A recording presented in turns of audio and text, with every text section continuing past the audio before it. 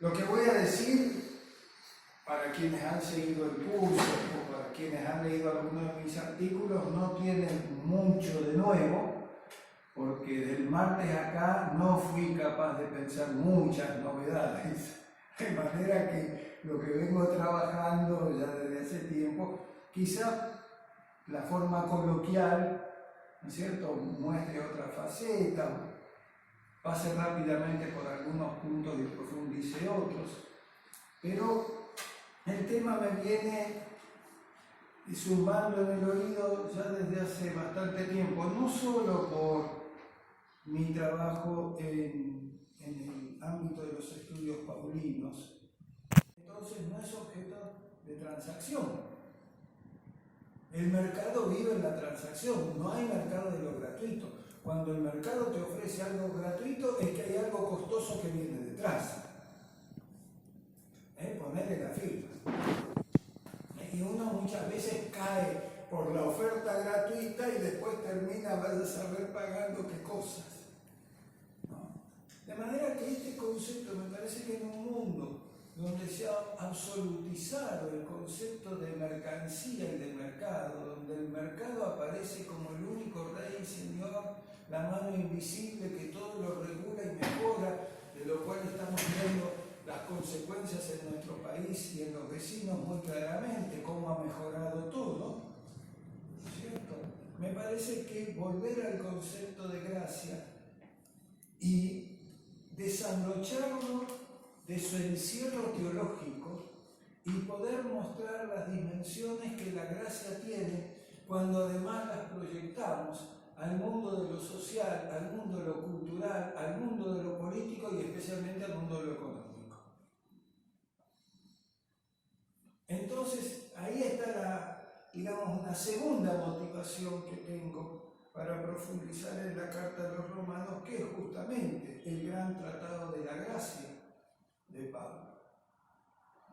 Pero para comenzar, voy a usar un concepto que seguramente repercutirá en los oídos de muchos de ustedes. La gracia barata es hoy el enemigo mortal de nuestra iglesia. Debemos luchar por una gracia costosa. Son las primeras palabras del libro Discipulado, Nachfolge, de Bonhoeffer, que se traduce al castellano justamente bajo el título de El precio de la gracia. Aquella afirmación de 1937 mantiene hoy todo su vigor. Es más, diría que hoy es más urgente todavía para nuestras iglesias y en nuestro continente. Por eso tiene sentido una vez más volver sobre este tema. En los comienzos de la llamada teología de la liberación en América Latina, hubo intentos de hacer nuevas interpretaciones del concepto de gracia. No voy a mencionar los libros que lo tratan. Sin embargo, desgraciadamente, para seguir con la gracia, predomina en el imaginario religioso mayoritario un concepto de gracia barata. Si nos atenemos a cómo lo vemos en las predicaciones de la iglesia, en los cantos, en las publicaciones de las distintas iglesias, mayoritariamente en nuestro continente, tanto católico como de las diferentes corrientes evangélicas, en las prácticas pastorales y litúrgicas, vamos a ver que todavía predomina un concepto que voy a describir después, de gracia, todavía muy atado exclusivamente al ámbito de cierto paradigma religioso, o de una pluralidad de paradigmas religiosos, pero que siempre mantienen un concepto muy encerrado de gracia. Para resumir, la idea de gracia barata dominante en nuestras expresiones religiosas es, como diría Bonhoeffer, el perdón del pecado más que el perdón del pecador. Y esto es muy grave. Esto es muy grave. Es decir, se permite que las prácticas destructivas de la vida sean admitidas bajo el signo de un perdón gracioso que las alcanza. Entonces se perdona la usura, se perdona la soberbia, ¿no es cierto? Como bueno, y son pecados que están bajo la gracia de Dios. La gracia de Dios no perdona el pecado, perdona al pecador, que es distinto. Y esto me parece a mí que es muy serio para pensar el mundo de hoy. La verdadera gracia, la gracia costosa, nos dice el mártir alemán, sigue considerando pecado al pecado, pero restituye al pecador y lo transforma en discípulo de Jesús. De ahí el título del libro, Discipulado. ¿No es cierto? Cambia su vida en el seguimiento de Dios, afecta toda su forma de ser, porque lo relaciona con Dios de una forma distinta. Mientras que la gracia barata simplemente le permite seguir adoptando sin culpa el modo de vida mundano. Tan extendido está este concepto de gracia barata que se ha inmiscuido incluso en nuestras traducciones de la Biblia. Y así, por ejemplo, y no voy a citar todos los casos que he hecho en un estudio más pormenorizado de las diferentes traducciones a nuestro idioma y otros, como el concepto de gracia se ha traducido como el favor de Dios, la recta relación con Dios y otras expresiones similares. La idea paulina, por el contrario, implica la transformación del sujeto. El sujeto es hecho justo, es decir, de un sujeto injusto él pasa a ser un sujeto justo. No es simplemente el favor de Dios o una recta relación, es una transformación que se da en el sujeto de la fe. La gracia no queda simplemente en un favor que Dios le hace, sino como un modo relacional entre Dios y el ser humano, tanto personal como colectivamente. Podría multiplicar los ejemplos, pero me voy a detener en un teólogo católico, Lucien Cerfaux, que es una eminencia en Pablo. Todos los que estudiamos Pablo tenemos que ir a Lucien Cerfaux en algún momento. Hoy está un poquito viejito, sus libros, él ya está más que viejito. Pero dice Lucien Cerfaux que el cristiano seguirá viviendo la vida normal de todos los hombres gracias a la gracia de Dios. Ahora, para vivir la vida normal de todos los hombres, yo no necesito la gracia. Pareciera que el cristiano puede vivir mundanamente sin sentido de culpa, porque la gracia lo libera del sentido de culpa. Pero todos conocemos que muchos culpables, responsables de las peores atrocidades, han vivido toda su vida sin el menor sentido de culpa, simplemente porque son cretinos y no porque son cristianos. Es un juego de palabras que suena mejor en francés que el idioma que escribe Cerfaux. Si la gracia solo sirve para seguir viviendo igual que siempre, entonces ¿qué gracia tiene la gracia? Por ello sigue siendo necesario volver una y otra vez sobre esta experiencia y visión fundamental en la vida del creyente. Y ello nos lleva entonces a Pablo, el verdadero teólogo de la gracia de Dios en Cristo, y a partir de allí ver los conceptos de ley, justicia y libertad.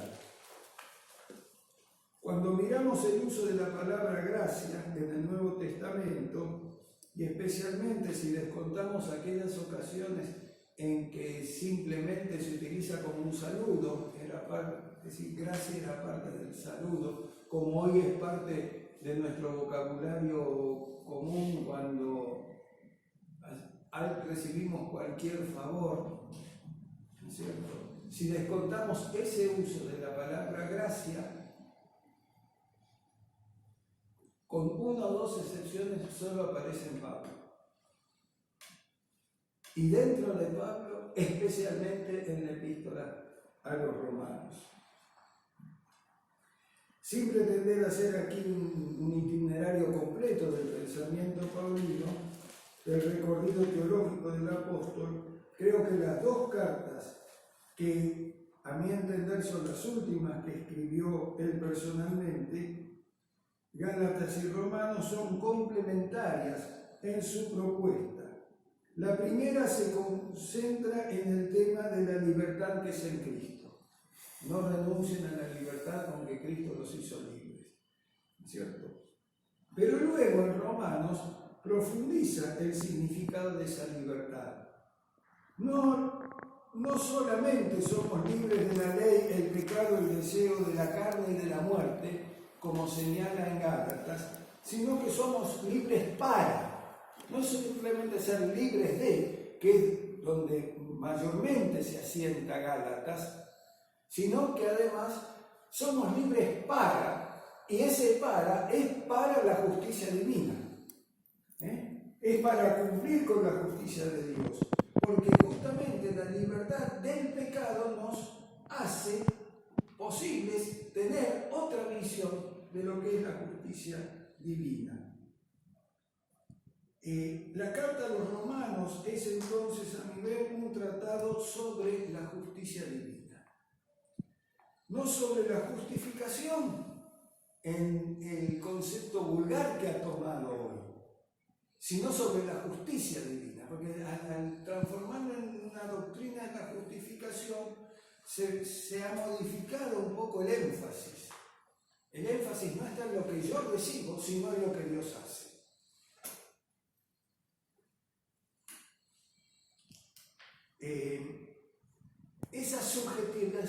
Esa subjetivización, lo dije bien, del concepto de gracia, desgraciadamente ya nace con San Agustín.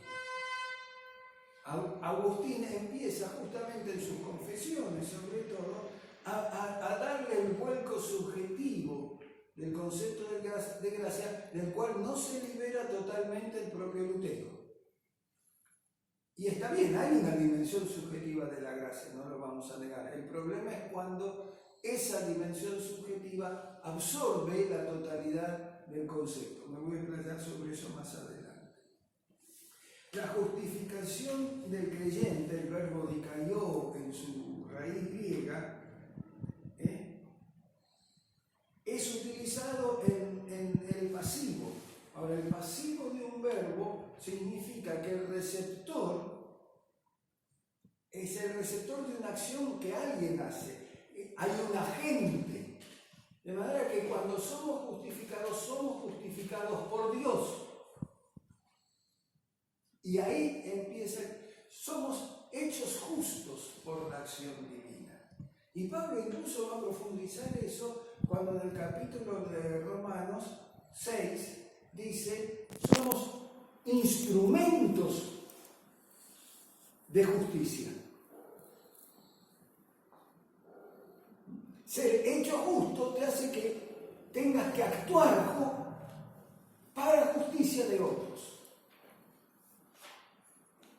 Hay diríamos matemáticamente, un carácter transitivo de la justicia divina. En cuanto yo soy hecho justo por Dios, tengo que luchar para que los otros también vivan en justicia.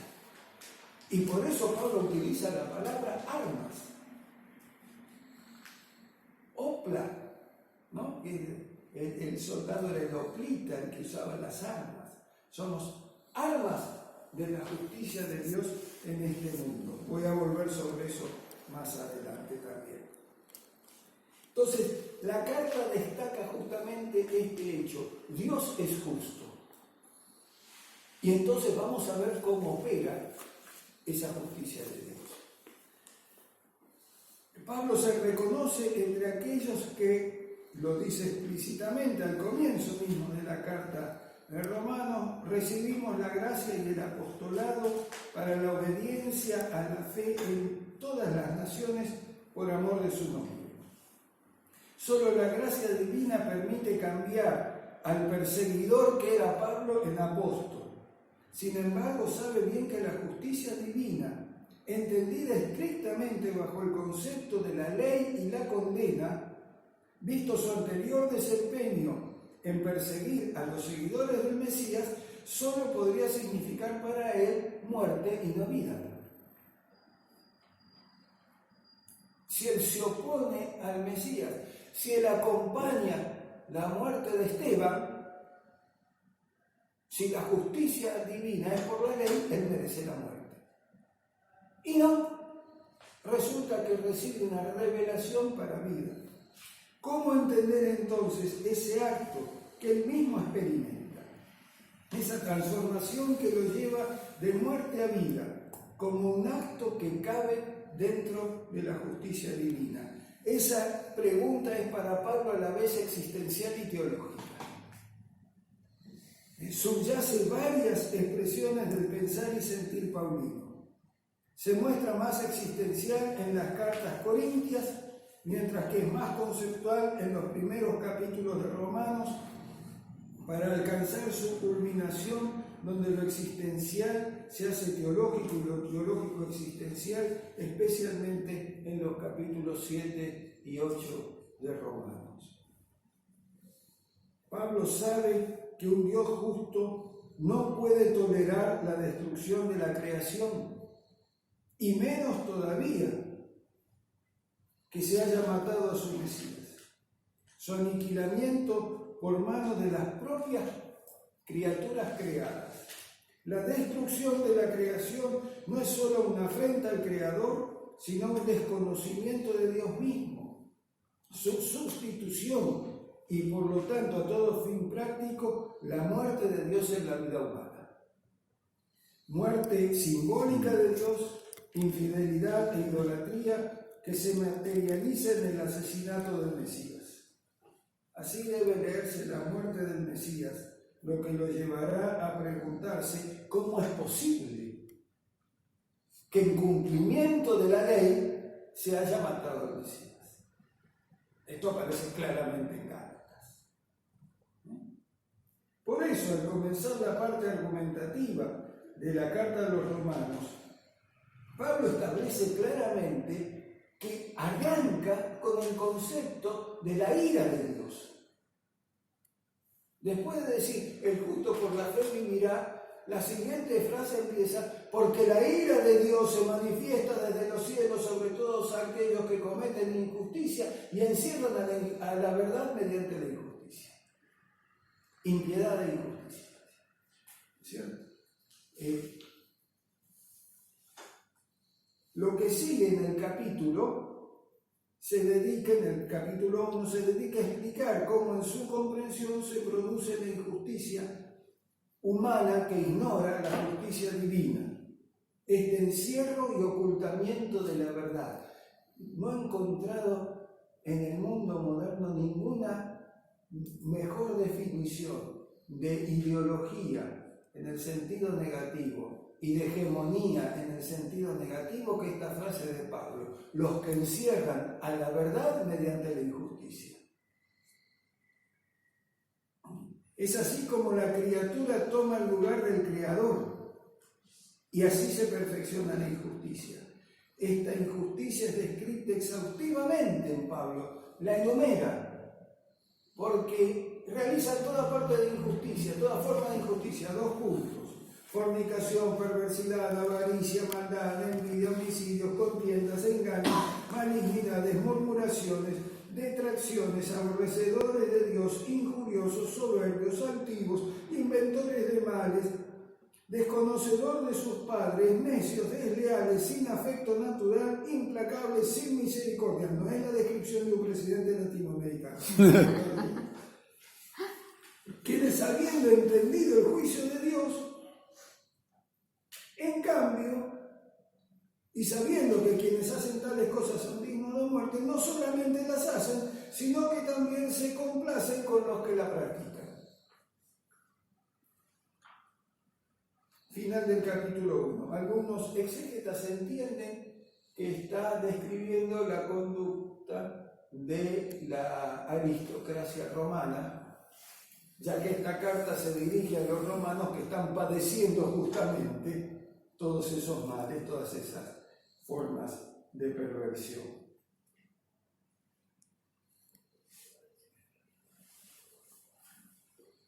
Ahora bien, si Dios aplicara su justicia implacablemente,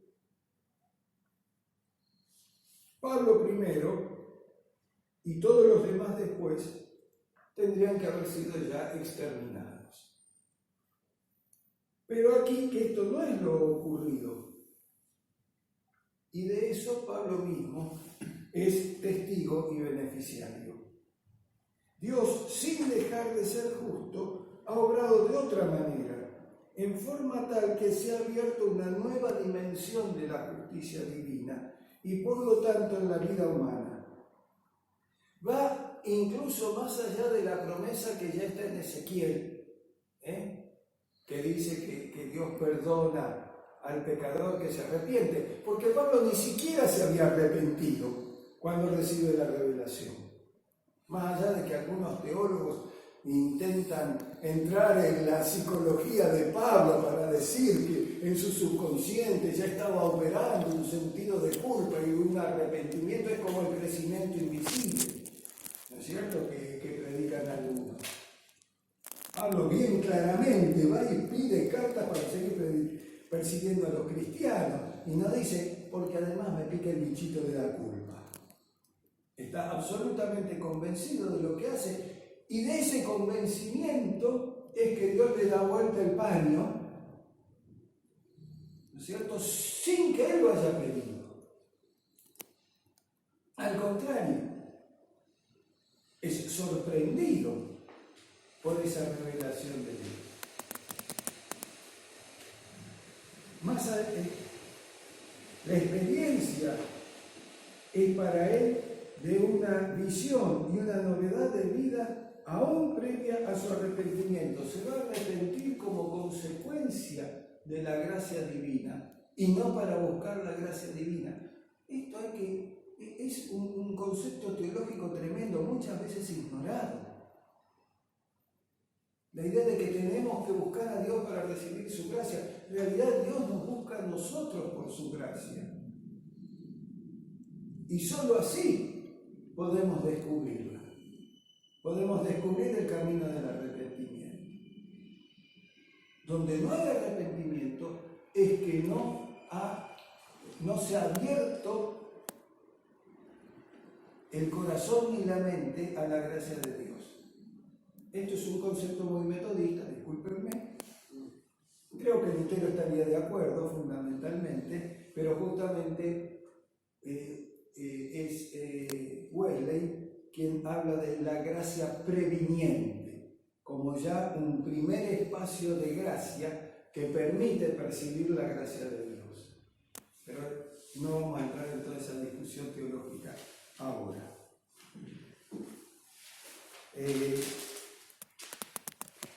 Vamos a saltear un poco porque se me va el tiempo. Volvamos entonces a la carta a los romanos. La extensa argumentación que, como señalé, comienza hablando de la ira de Dios, en el capítulo 1, ¿cómo termina toda esa gran perícopa que se extiende desde el 1 hasta el 8 de Romanos?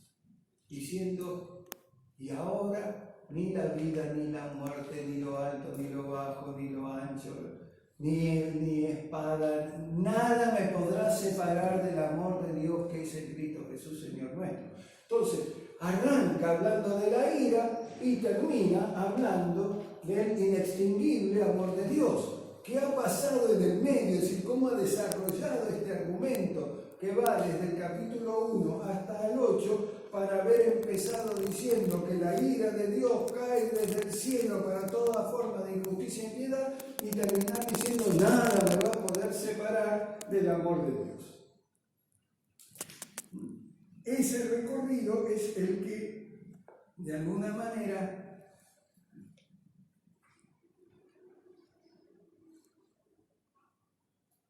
puede operar justamente porque Pablo empieza a desarrollar un concepto de justicia divina en la gracia. ¿Cómo es que actúa entonces la gracia en la narrativa paulina en Romanos? Y hay que formular la pregunta cuidadosamente, porque si hacemos mal la pregunta, vamos a tener erróneas respuestas, como ha ocurrido muchas veces en la teología cristiana. Porque la pregunta no es ¿qué es la gracia?, sino ¿cómo actúa la gracia?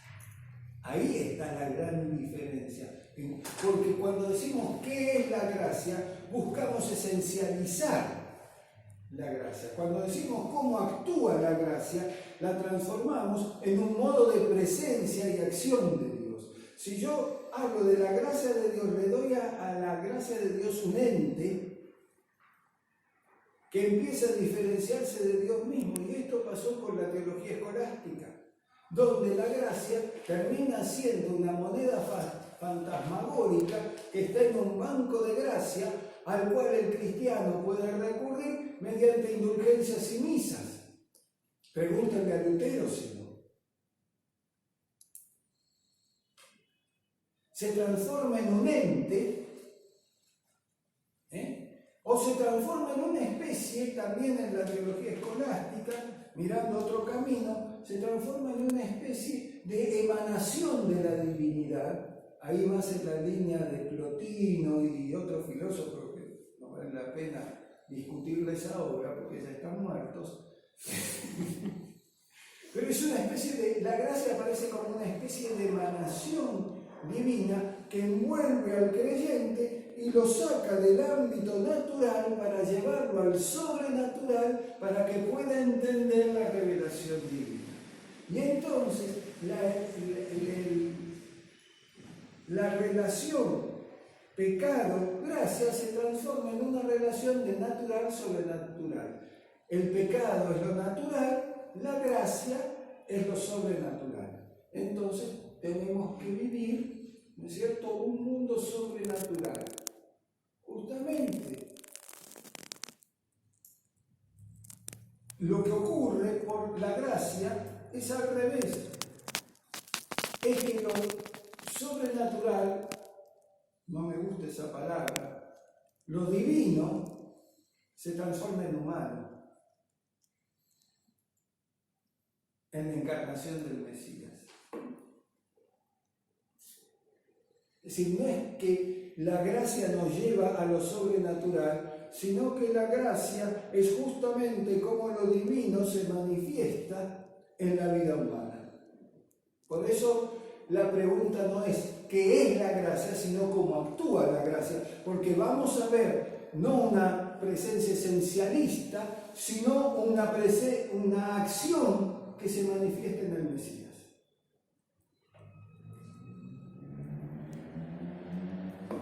Ha habido una respuesta objetivista de la gracia también, que es la comprensión jurídica, que ha afectado mucho la ortodoxia protestante, ¿no es cierto? Cuando uno lee en profundidad Lutero se da cuenta que Lutero iba mucho más allá de que los luteranos, y cuando uno lee Wesley se da cuenta que Wesley iba mucho más allá de los metodistas, ¿no es cierto? Las ortodoxias terminan simplificando la compleja mirada que tienen los verdaderos reformadores, ¿no es cierto? Y menciono a Wesley y Lutero porque ambos trabajaron profundamente el concepto de gracia. Menos profundamente lo trabaja Calvino, pero no voy a entrar a discutir eso ahora, ni nunca.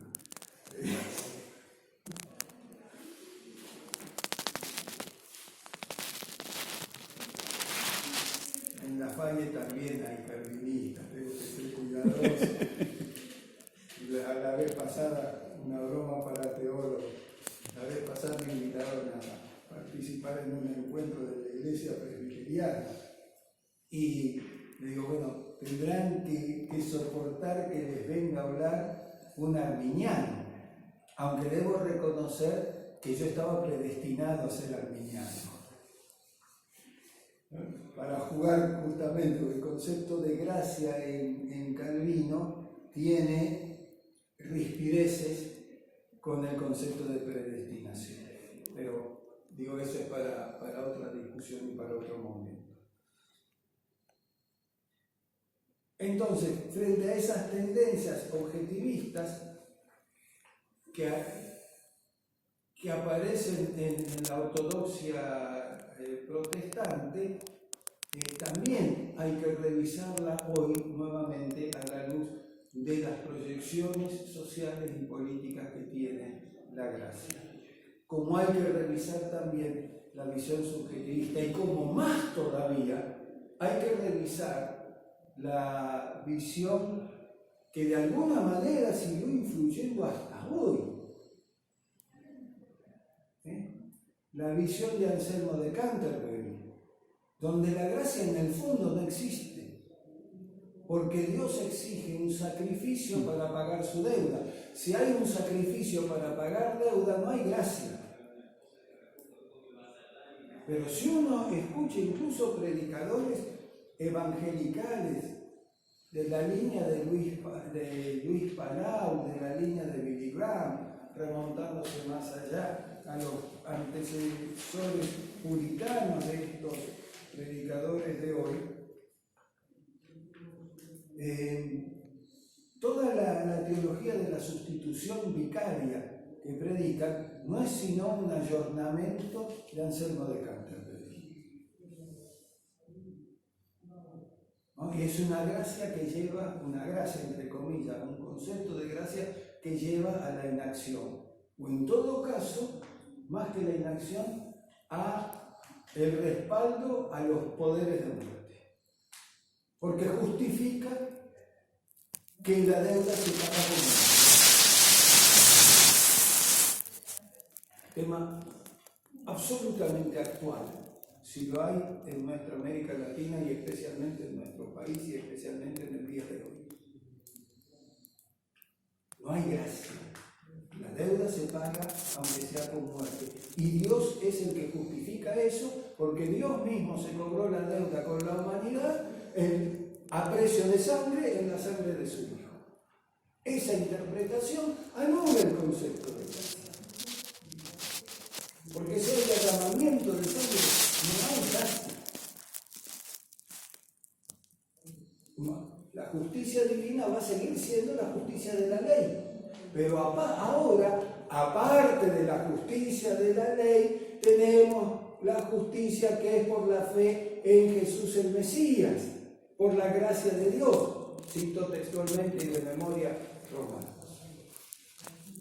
Hay una justicia que no es la justicia de la ley, que en el fondo es lo único que entiende Anselmo, sino, por lo menos en este escrito, sino que hay también una justicia que es por la fe y que se llama gracia. O sea, que la gracia no es algo distinto y aparte de la justicia de Dios. La gracia, lo gratuito, es parte de la justicia de Dios. Y acá voy a simplificar un argumento que necesitaría y puedo desarrollar, de hecho lo tengo escrito en varios lugares, pero lo voy a simplificar. Sí, la justicia, y acá voy a seguir a Agustín e incluso a la escolástica, la justicia es un atributo o una virtud divina. A mí hablar de atributos o virtudes divinas ya se me hace complicado, pero admitámoslo a fuerza de poder entendernos en el argumento. Si la justicia es un atributo divino y todo lo que es en Dios es para vida y no para muerte, entonces la justicia no puede desembocar en la muerte. La justicia tiene que desembocar en la vida. Ahora, si la justicia que existe es solamente la justicia de la ley, la justicia termina en condena. Porque la ley te dice, cumplí, y si no cumplís vas a ser castigado. La misma ley que te dice la conducta prescripta te condena en la medida en que no la cumplís. Y Pablo se da cuenta de que es imposible para el ser humano cumplir con esa justicia divina, por lo tanto, la justicia de Dios desemboca en la muerte. Ahora, si es un atributo divino, ¿cómo puede desembocar en la muerte? Es necesario que la justicia sea otra cosa que la condena y la muerte. Este es el razonamiento de Pablo. Cuando se aplicó la justicia, se notó al Mesías. Debe haber otra justicia de Dios que lo resucita al Mesías. Entonces, ese es el recorrido paulino, resumiendo. La gracia de Dios en la concepción paulina actúa como presencia de Dios en la esfera humana, justamente por la muerte y la resurrección del Mesías. El Mesías, para Pablo, ¿no es cierto?, transforma la historia, inaugura, o mejor dicho, consagra algo que ya estaba inaugurado en la encarnación, que es el tiempo mesiánico. En el tiempo mesiánico, la justicia de la ley no queda suspendida, porque el tiempo mesiánico coexiste con el tiempo cronológico. No queda suspendida, pero queda supeditada a la presencia del Mesías. Por eso Pablo puede decir que la ley es santa, justa y buena, que es necesaria, que no podemos vivir sin ley, pero que la ley no agota la justicia divina. Aparte de la justicia de la ley, ahora se ha manifestado la justicia de Dios por la fe en Jesucristo, que es la manifestación de la gracia de Dios. Entonces, la verdadera justicia no es la que condena, sino la que redime. No es la que señala el pecado para muerte, sino la que señala el pecado para volver a restaurar la vida. Y aquí vuelvo entonces al dicho de Bonhoeffer. La gracia costosa condena al pecado, pero restaura, recupera, da nueva vida y transforma al pecador. ¿Por dónde vamos en el tiempo? Muy adelante. La gracia, entonces, es una forma complementaria de la justicia divina. Hay una justicia de Dios que es retributiva. Pablo no lo ignora. En Romanos incluso lo dice expresamente: pero por tu dureza y por tu corazón no arrepentido, atesoras para ti mismo ira para el día de la ira y de la revelación del justo juicio de Dios, el cual pagará a cada uno conforme a sus obras. La justicia de la ley está allí, no hay forma de desconocerla. Ahí se expresa la justa ira de Dios. Dios tiene motivo para estar enojado y ofendido. En eso Anselmo tiene razón. El problema es cómo se supera ese enojo y esa ira para llegar al inextinguible amor de Dios que vemos en el capítulo 8.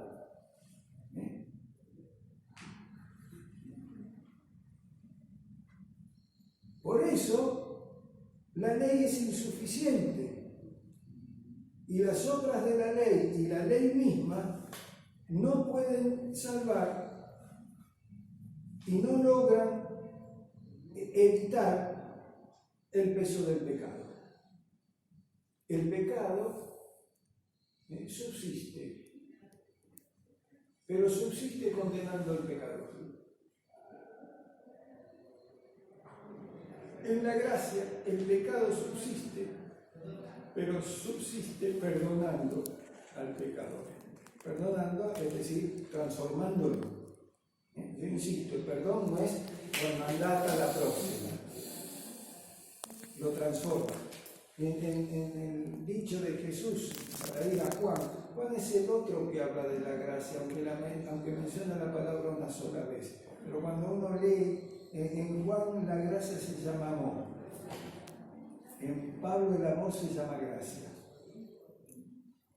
Hay matices, pero son inescindibles.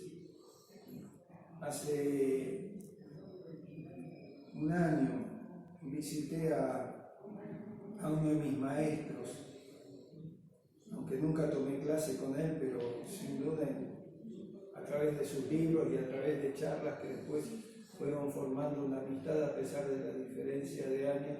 Estaba hablando con Franz Hinckelhammer, discutiendo, quién soy yo para discutir con Hinckelhammer, pero conversando sobre ahora su anteúltimo libro, en ese momento era el último, a pesar de los 90 y tantos años sigue escribiendo. La maldición que pesa sobre la ley, se llama, que yo uso algunos de los conceptos de él acá. Y yo le decía, Franz, en todo el libro no mencionás ni una vez la palabra gracia. Y me dice, pero menciono la palabra amor. Sí, escribiste sobre Juan y estaba bien, pero cuando escribí sobre Pablo, no podés ignorar la palabra gracia. Y entonces otro teólogo que estaba participando de la conversación me dijo, sí, pero para los católicos gracia es una cosa, entonces no conviene usar mucho la palabra gracia porque entonces vamos al banco de gracia y a todas esas cosas. Digo, bueno, lo que hay que transformar es la teología católica, no olvidarse de las palabras que usa Pablo. Bueno, pero esa es otra discusión, ¿no? Decía entonces, vuelvo a citar, aparte de la ley se ha manifestado la justicia de Dios testificada por la ley y por los profetas, la justicia de Dios por medio de la fe en Jesucristo para todos los que creen en Él. Es decir, hay una justicia que es por la ley, por eso la ley es justa, pero por eso mismo también aparece otra dimensión mostrada entre los seres humanos en la acción del Mesías, que es lo que Pablo llama gracia. La única mención que Juan hace, rebobino ahora lo que decía antes, de distraerme por el camino, la única mención que Juan hace de la palabra gracia está en el prólogo, cuando dice, la ley vino por mediación de Moisés, mas la verdad y la gracia son en Cristo Jesús. Y ahí hay una cuestión, son o devienen, para usar una expresión más exacta en la traducción, devienen en Cristo Jesús y se van haciendo realidad en la revelación de Cristo.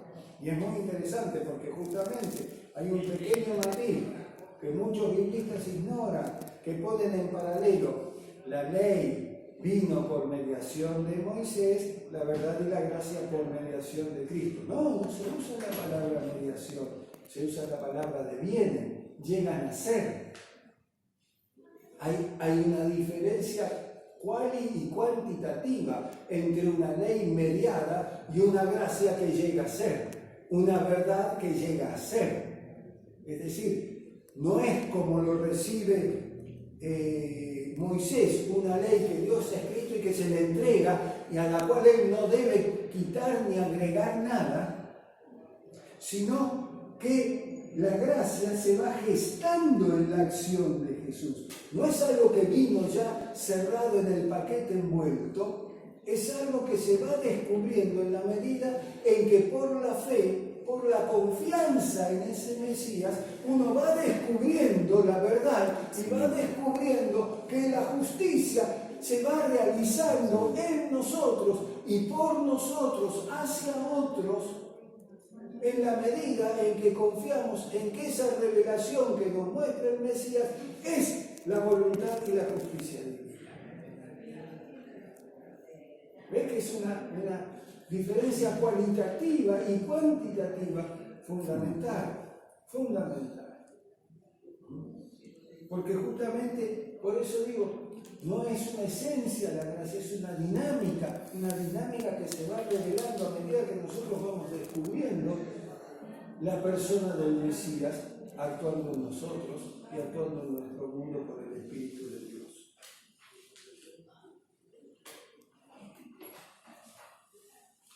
Resumiendo, porque me quedan 5 minutos y quiero llegar a otras dimensiones también.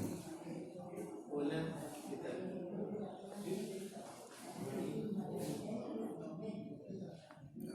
Así como el pecado reinó para muerte, así también la gracia reina por la justicia para vida eterna mediante Jesucristo, Señor nuestro. Romanos 5:21. Fíjense que Pablo acá explícitamente muestra la justicia de la gracia.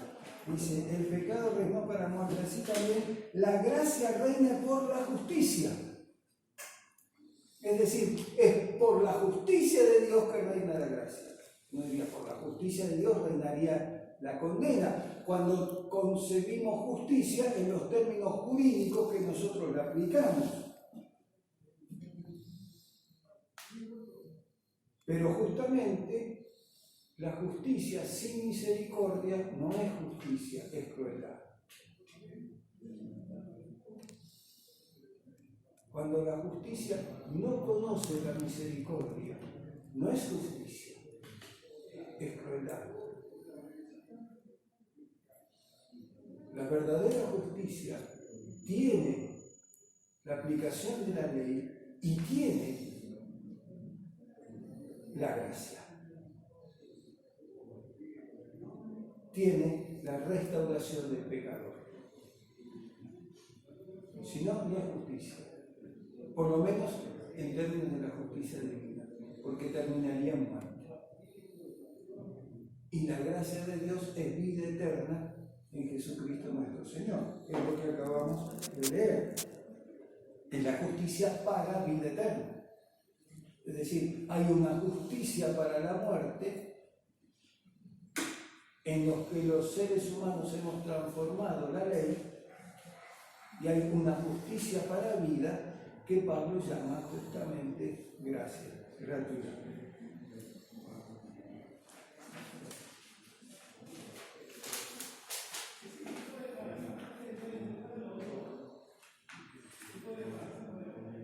La experiencia de la verdadera libertad, entonces, la libertad con que Dios nos libera del peso del pecado y de la muerte, Gálatas, se transforma en libertad para hacer justicia. Hacer justicia a pesar de mí mismo. Porque justamente Pablo va a señalar, y Lutero lo comprendió perfectamente, que la justicia de Dios no me libera de mi condición de injusto, pero me permite ser instrumento de justicia a pesar de ello. Esto yo lo aprendí en la práctica. Lo aprendí en la práctica en un momento muy difícil, que fue durante el tiempo en que tuve que actuar como pastor, acompañando madres y familiares de las víctimas de la dictadura. ¿Cómo distinguir la reconciliación que algunos hasta el día de hoy siguen pidiendo de la justicia? No, Dios reconcilia. Un momentito. Dios reconcilia, pero eso no quita que el pecado haya sido cometido. Y hasta que no hay reconocimiento de que el pecado es pecado, mientras se siga justificando el pecado en lugar del pecador, no hay posibilidad de redención. Si yo digo, bueno, torturamos porque era necesario, entonces estoy justificando el pecado. Hoy estaba leyendo, y voy terminando con esto, dos observaciones más. Hoy estaba leyendo un estudio sobre violencia. Dentro de una semana voy a dar un curso sobre la violencia y lo sagrado. Y estaba repasando, ¿no? Repasando distintos escritos, no necesariamente el escrito que estaba leyendo, un manual de la UNESCO donde escriben varios especialistas en violencia, nada que ver con el cristianismo, aunque tocan algunas cosas. Y uno decía, la verdadera injusticia, la verdadera violencia no se manifiesta en el asesinato, sino en la tortura. Es mucho más violento torturar que matar. Porque la tortura implica un goce del torturador por ver cómo el sufrimiento se extiende en el tiempo. El que mata le pone un fin a la violencia. La culmina en la muerte del muerto. Pero la violencia allí extrema tiene su fin. En cambio, la tortura, la violencia igualmente extrema, establece una relación de dominación absoluta que se prolonga en el tiempo. Es el ejercicio sádico del poder en el tiempo. El poder de torturar es más sádico que el poder de matar. Un especialista en violencia de Naciones Unidas. Vuelvo entonces. No se puede hablar de la gracia para quien se ensaña en seguir matando. Yo no puedo pedir la gracia para mí y aplicar la justicia de la ley, suponiendo que esa fuera una justicia de la ley, a los demás. Yo no puedo pedir la gracia y la reconciliación cuando quiero seguir sosteniendo la validez del pecado. Yo no puedo, y esto es muy frecuente, incluso en nuestras iglesias, ¿no es cierto? Vivimos de la gracia y acusando y condenando a nuestros hermanos todo el tiempo. Me remito a una experiencia pastoral. Vino un hermano una vez, en una de las iglesias donde estaba como pastor, a acusar a alguien por lo que para él era un delito tremendo. No voy a especificar. Y me dijo, usted, pastor, tiene que amonestarlo, y si no obedece tiene que separarlo de la congregación porque está en un delito sexual, ¿no? que Dios no puede permitir. Y está en la Escritura, se dice esto y esto y esto. Pero sabe que tiene razón, hermano. Tiene razón. En la Escritura dice eso. Yo lo único que voy a orar es para que cuando usted tenga que presentarse delante del juicio de Dios, Dios tenga una visión un poquito más suave que la que tiene usted con respecto a su hermano. Porque si miro todas las leyes que todos nosotros violamos todo el tiempo, no quedaría nadie en esta congregación, ni el pastor.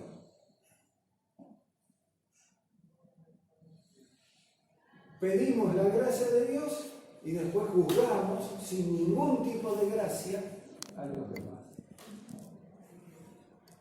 Bien, termino entonces con dos conceptos. Tomo para simplemente señalar la extensión de todo esto que hemos hablado a la política y a la economía. Simplemente anoto dos pinceladas porque esto, si quieren saber más de esto, van a tener que leer mi libro de próxima aparición.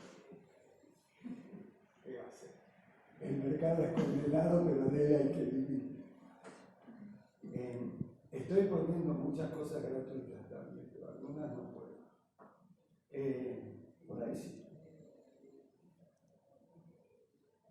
Tomo el concepto de política de un politólogo francés, de un filósofo político francés del cual he aprendido mucho, aunque se declara ateo. Jacques Rancière. Rancière dice, hay política cuando alguien asume la parte de los que se quedaron sin su parte. Lo que él dice es, todos los bienes están disponibles, pero de alguna manera aparece un poder que parte y reparte. Y ese poder que parte y reparte se queda con su parte y se queda con la parte de aquellos que dejan sin parte. La política empieza cuando alguien reclama la parte de los que se quedaron sin su parte. Dice, no hay política porque hay pobres y ricos. Hay política porque los ricos se quedaron con la parte de los pobres. Y los pobres actúan políticamente para recuperar la parte de la cual han sido excluidos. La gracia es eso. La gracia es el reclamo por la parte de los que se quedaron sin su parte. La gracia justamente está diciendo, nosotros tenemos que tener acceso gratuito, porque eso no es don de ustedes, sino que es don de Dios. O si lo querés decir en términos ateos, es parte de la naturaleza. El concepto de que alguien tiene derecho a quedarse con la parte de los que no tienen parte es por el ejercicio del poder político, y es por el ejercicio del poder político que se reclama frente a ese derecho. Y si alguien tiene duda, mire la televisión lo que está pasando en Chile.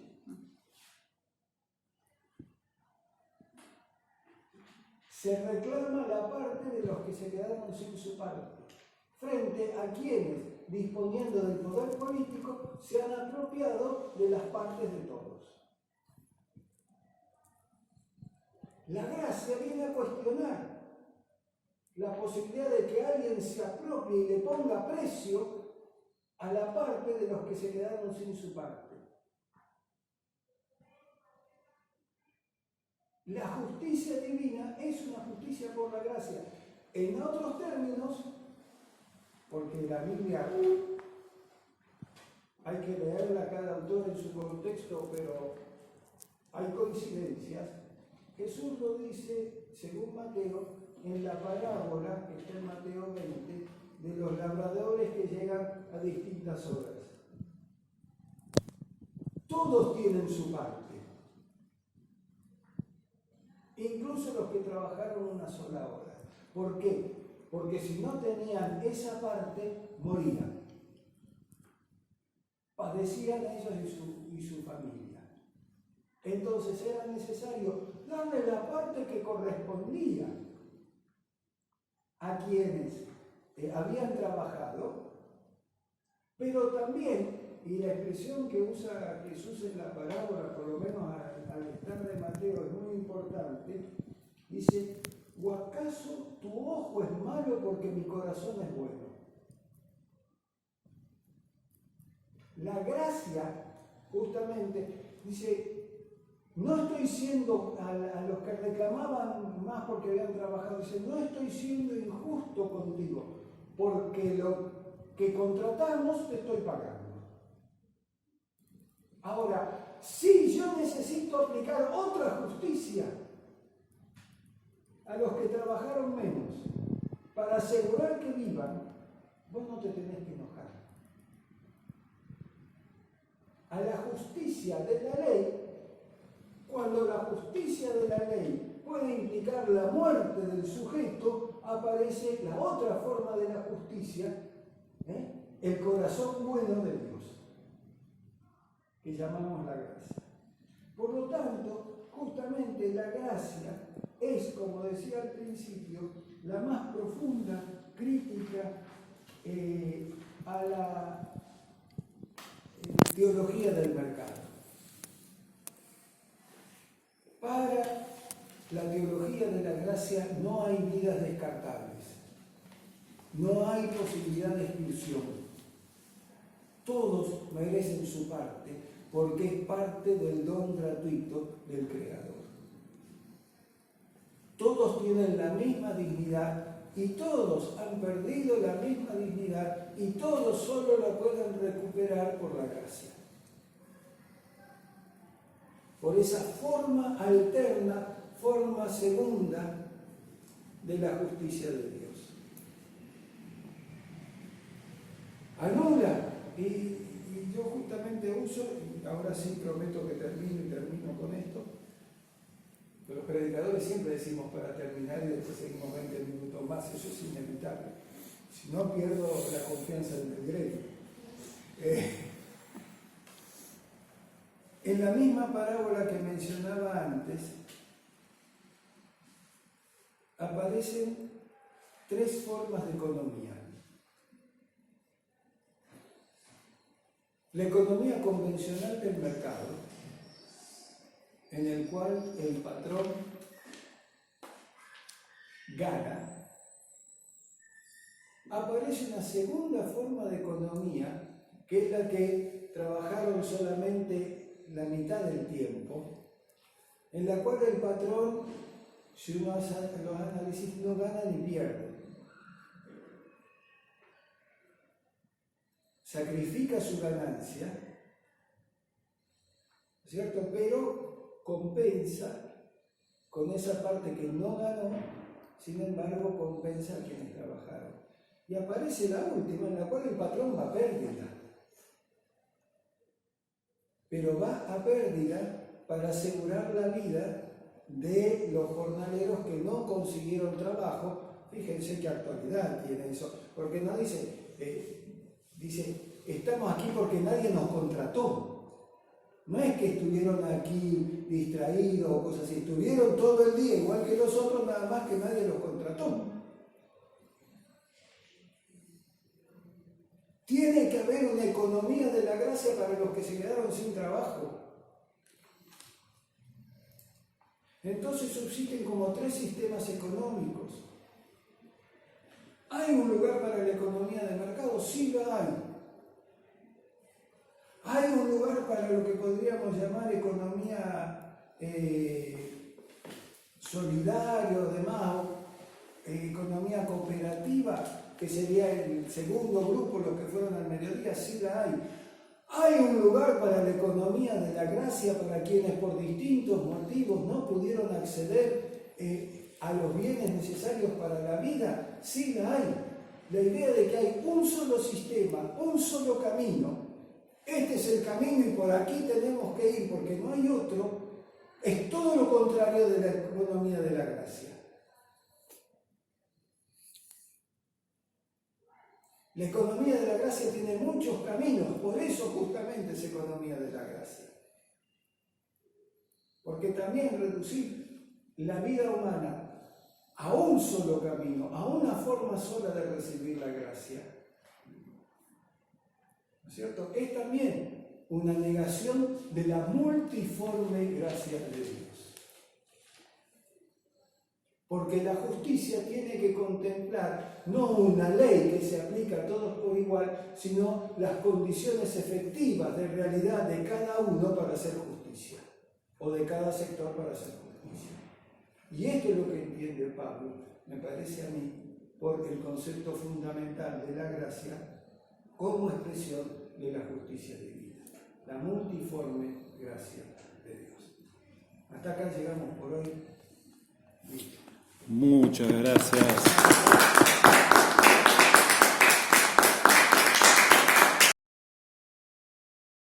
Para ordenar la respuesta voy a empezar por allí. Así después vamos a la parte más teórica y después a la pregunta más vivencia cotidiana de Daniel.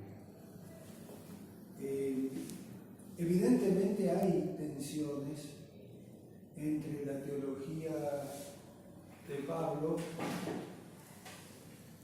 la teología de Juan, la teología de Hebreos, la teología de Apocalipsis, la teología lucana,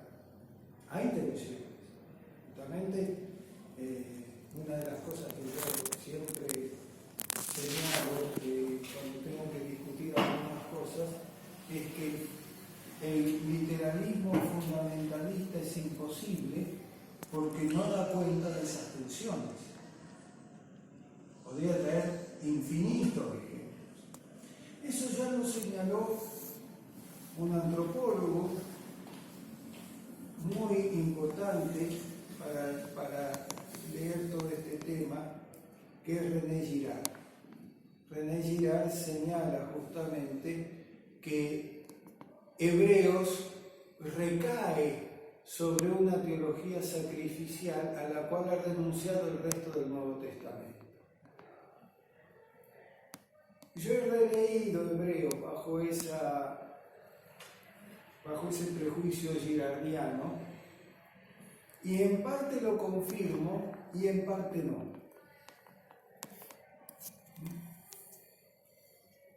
Porque para Hebreos, y aquí hay que leer con mucho cuidado y con mucha fineza el griego, por las muchas traducciones erráticas que hay. El griego de Hebreos es el griego más complejo y más acabado del Nuevo Testamento. Y usa muchas sutilezas. Entonces hay que leer con mucho cuidado los capítulos 11 y 12.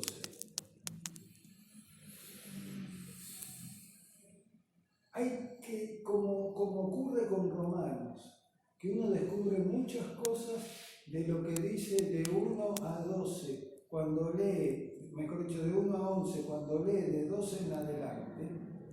También en Hebreos uno descubre muchas cosas de las que dice de 1 a 10 cuando uno lee 11 y 12. ¿Por qué? Porque ahí aparece el concepto de testimonio de la fe en 11 y de la pedagogía de Dios en el 12.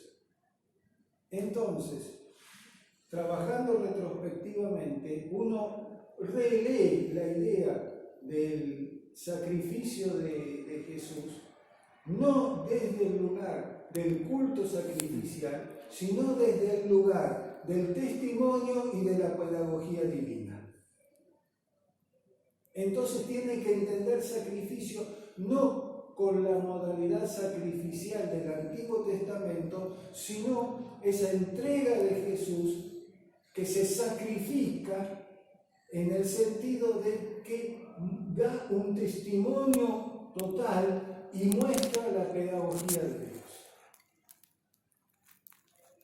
Que desgraciadamente muchas de nuestras Biblias traducen paidevo por disciplina. Entonces pareciera un Dios cruel que te disciplina, en lugar de ser un Dios que te enseña.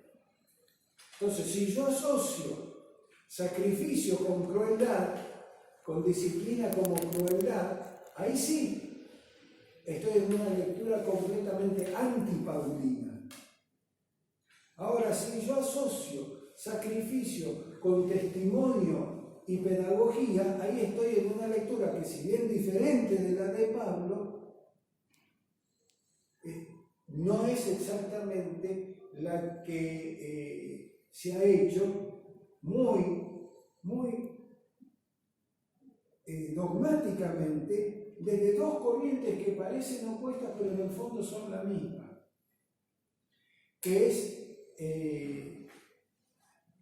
la concepción del sacrificio en la misa en el ámbito católico y la concepción dispensacionalista de la segunda venida, que las dos se basan en expresiones de Hebreos.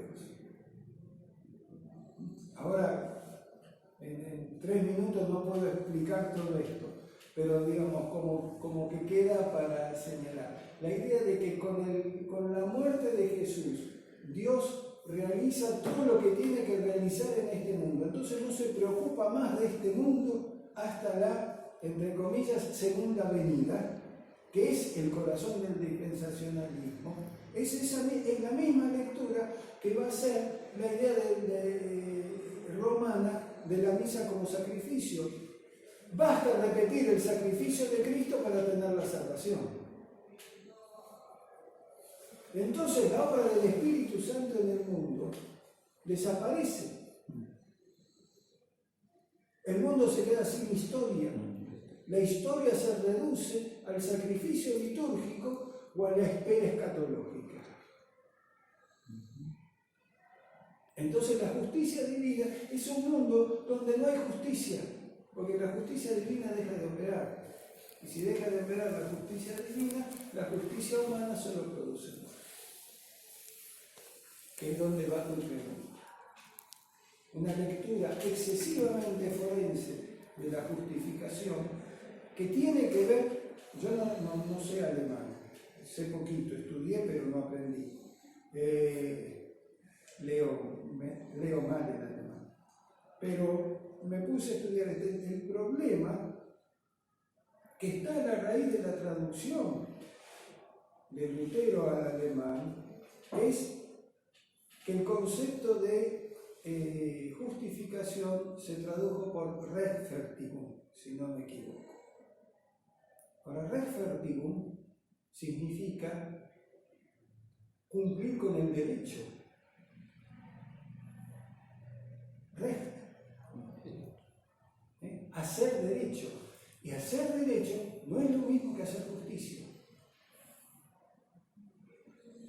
Y ahí, digamos, por eso la lingüística es tan importante para la teología. Porque no tiene esa traducción el peso de la palabra dicario y dicaiosine, que es justicia. Y menos todavía tiene el peso de la palabra tzedaká, del hebreo. Recordemos que Pablo usa dicaió para traducir tzedaká. De manera que Pablo ni siquiera está usando el concepto griego y menos el romano de justicia. Detrás de él está el concepto de tzedaká, de la justicia de Dios. El concepto de tzedaká, esto lo explica muy bien von Rath al estudiar el Antiguo Testamento, ¿no es cierto? Mientras que el concepto romano es que la justicia es una conducta que relaciona al hombre con una ley, para el concepto hebreo, la justicia relaciona al hombre con el otro, o al ser humano con otro ser humano y con Dios. Entonces no es una relación a la abstracción que constituye la ley, sino a la relación de sujeto a sujeto. La justicia no es una relación de un sujeto a un objeto, como es la ley, sino de un sujeto con otro sujeto, como es Dios o el prójimo. Por eso, toda justicia se cumple en la ley: amarás a tu Dios y amarás a tu prójimo. Es decir, y Pablo va a decir, toda la justicia se cumple en amarás a tu prójimo. Porque este es el corazón de la ley. La ley entendida en este sentido de tzedaká, de justicia relacional. Entonces, la concepción forense objetivó la ley, cosa en la cual ya había caído el fariseísmo, digamos, ¿no? Y que justamente lo que hace que Pablo diga que todo lo que había hecho como fariseo es una basura, ahora porque conoce la otra justicia, que es la justicia del Mesías. Gálatas es todo, digamos, aparece ya en Filipenses, pero Gálatas es todo un desarrollo de eso. Y esto explica mi relación con la ley. La ley es necesaria, pero es necesaria hasta que provoca muerte. Y cuando provoca muerte, estoy justificado en la desobediencia de la ley. Aunque esa ley me traiga muerte, porque en realidad me trae vida eterna. ¿Qué voy a decir más? Si el propio jefe es eso. Obedeció la ley hasta que la ley le dijo: no podés seguir viviendo de la justicia de Dios y de la justicia de la ley al mismo tiempo. Y optó por la justicia de Dios. ¿cierto? Entonces, en nuestra situación sí, la ley es necesaria, no podemos vivir en un mundo sin ley, no podemos vivir una economía sin mercado, pero la ley tiene un límite. ¿Cuál es su límite? Cuando en lugar de traer vida, de ayudarnos a relacionar, de organizar la sociedad, trae caos, muerte, exclusión. Entonces, ¿cómo me relaciono con la ley? Sí, yo quiero la ley, no puedo vivir en una sociedad. El anarquismo cristiano es ilusorio. La idea de que el ser humano puede tener una planificación absoluta ya fracasó con la Unión Soviética, por muchos motivos. ¿Cierto? Pero también la idea de que el mercado puede ser absoluto también fracasó. Porque produjo una acumulación inédita en la historia de la humanidad y un hambre inédito. No inédito porque antes no existiera, sino porque ahora existen los alimentos para paliar el hambre. Y no se está paliando. Por eso es inédito.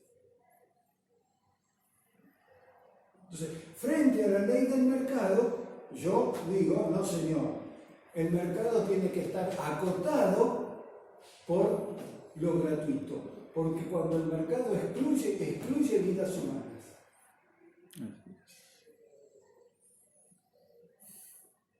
Entonces, ahí es donde yo tengo que decir, este es el límite de la ley. El límite de la ley es la exclusión. Donde la ley, cualquier ley, produce exclusión, la ley encontró su límite. Porque ya no está regulando la vida social, sino que la destruye. No sé si